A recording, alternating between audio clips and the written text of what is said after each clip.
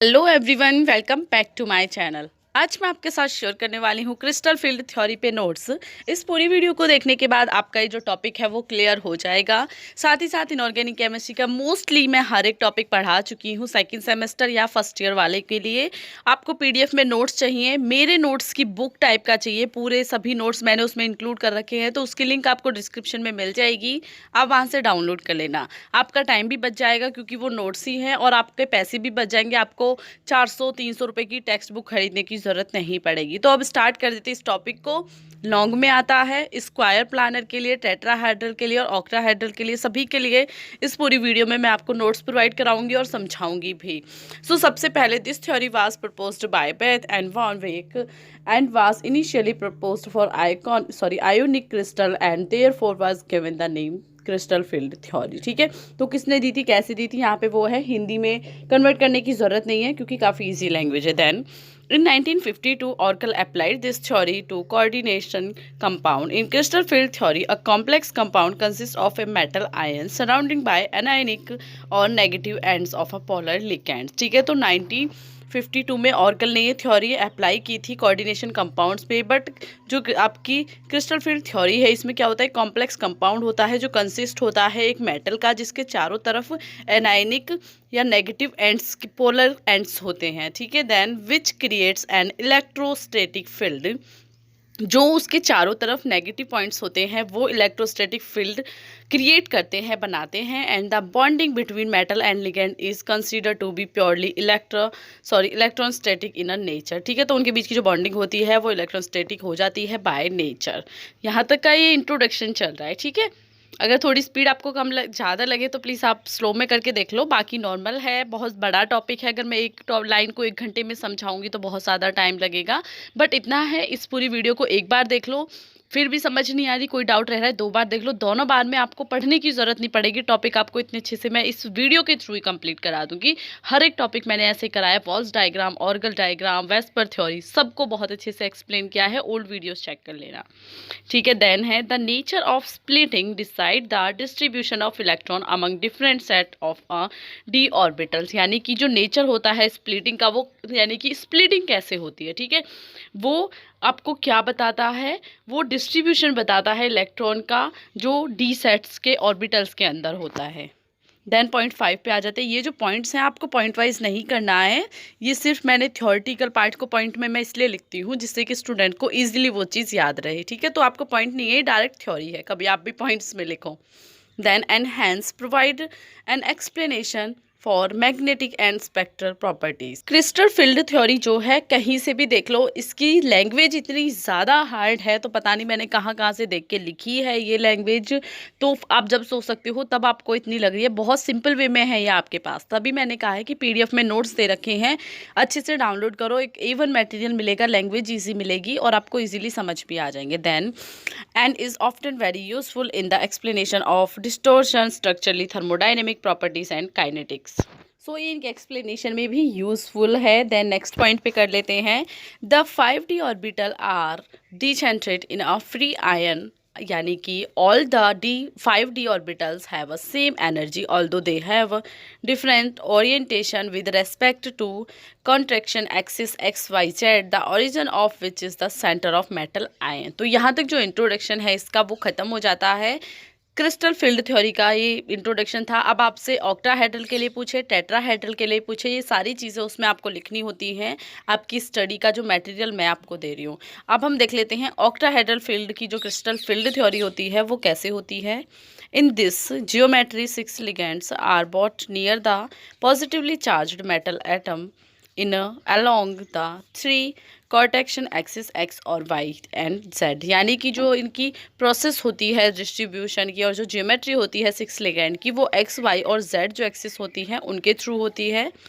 There will be net electrostatic attraction between positively charged metal ion and negatively charged on a ligands। ठीक है, यानी कि उनका जो रिजल्ट होता है एक्स वाई जेड एक्सिस के थ्रू, जब उनका डिस्ट्रीब्यूशन होता है, लिगेंड्स की ज्योमेट्री होती है, तो आपको जो मेन इलेक्ट्रोस्टैटिक अट्रैक्शन मिलता है वो पॉजिटिवली चार्ज और नेगेटिवली चार्ज लिगेंड और मेटल के बीच मिलता है। But due to the repulsion between the ligand electron and d orbitals electron of the metal, but जो इनके बीच का इनके बीच का रिपल्शन होता है एक दूसरे के प्रति, there will be a general increase in the energy of these d orbital. यानी कि जब लिगेंड ई और डी ऑर्बिटल के इलेक्ट्रॉन के बीच रिपल्शन होता है तो क्या होता है, उसका जो रिजल्ट होता है वो ये होता है कि डी ऑर्बिटल की जो एनर्जी है वो बढ़ जाती है।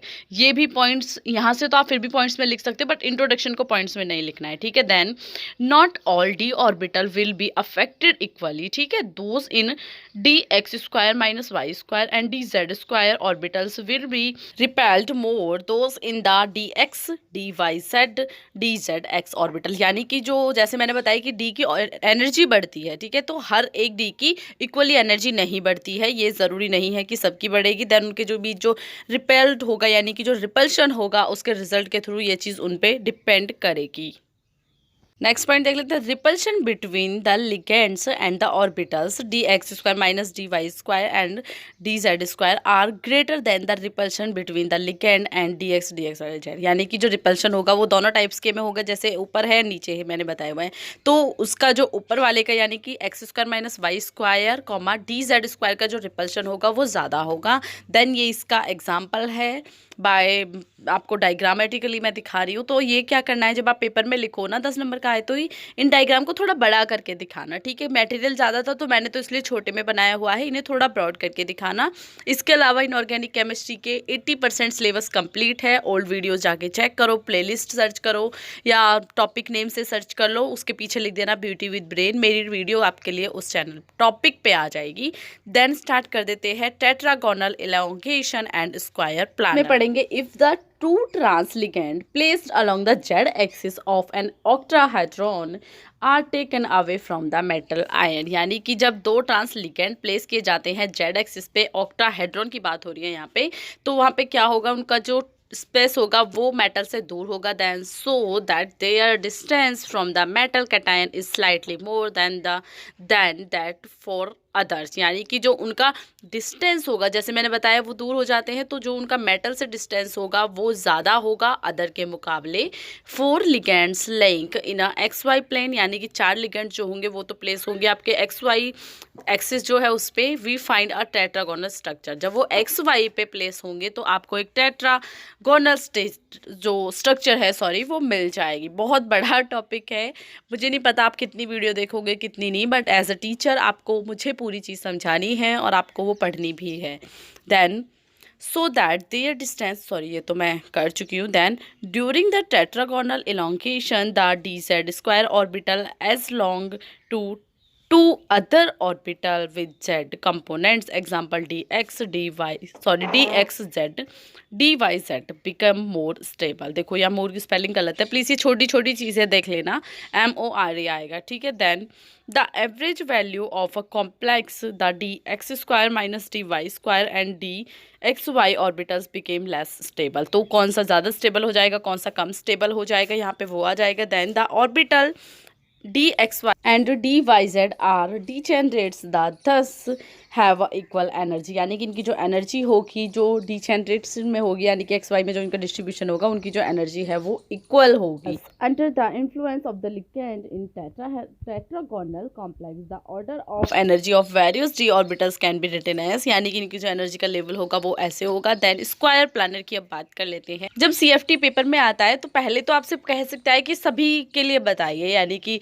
हेक्सागोनल जो है, ऑक्टाहेड्रॉन जो है, टेट्रागोनल जो है, स्क्वायर प्लानर, सभी के लिए नाम से भी पूछ सकता है और वैसे भी पूछ सकता है। और यहाँ से वेरी शॉर्ट भी बनता है कि इस फील्ड के लिए बताओ या इस फील्ड के लिए क्रिस्टल फील्ड थ्योरी बताओ, ठीक है। तो एक एक पॉइंट्स को अच्छे से समझो, कुछ भी नहीं है, थ्योरेटिकल पार्ट है, अच्छे से पढ़ लो। हालांकि थोड़ा सा इसमें एनर्जीज का डिस्ट्रीब्यूशन दिखाना था तो वो आप अलग भी देख सकते हो, बट यहाँ पे मैंने कोशिश की कि मैं थ्योरेटिकली आपको अच्छे से अच्छा मटेरियल दूँ। वीडियो बहुत ज़्यादा बड़ी थी तो इसलिए शायद 1-2 डायग्राम मैं नहीं दे पाई हूँ, वो आप देख लेना, बट थ्योरी मिलना मुश्किल था, डायग्राम तो फिर भी मिल जाएगा। तो यहाँ पे स्क्वायर प्लानर की बात है, लैंग्वेज इजी है, समझ लो। 2 trans ligand on a z axis are completely removed, we find a square planar geometry for a complex compound, यानी कि जब जो आपके 2 ट्रांसलिगेंड होंगे जेड एक्सिस पे, तो आपको कैसी भी जो आपकी स्ट्रक्चर है वो मिलेगी स्क्वायर प्लानर, ठीक है। और वहाँ पे क्या थे, वो थे एक्स वाई एक्सिस पे जब आपको मिल रहा था आपका दूसरा वाला structure. Then as a consequence of a which a further rise in the energy of d x square minus d y square and d z square components are placed. तो ये सारी थ्योरी यहाँ तक की थी। अगर आपको अच्छी लगी हो तो आप और वीडियोस भी चेक कर सकते हो, हर एक पॉइंट्स को क्लियरली मैंने बताया हुआ है।